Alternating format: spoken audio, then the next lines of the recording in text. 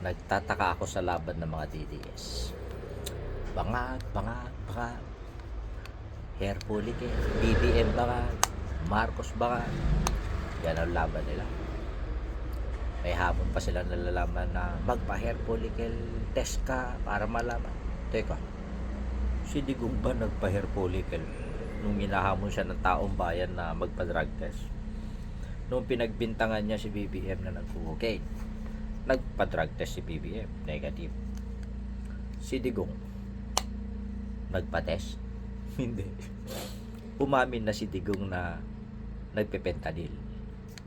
Pero si Digong pa rin ang pinakamalinis sa mga DDS. Oh my God. O ganito na lang, mga DDS para parehas. Pa-drug test nyo si Baste, tsaka si Kitty. Yun na.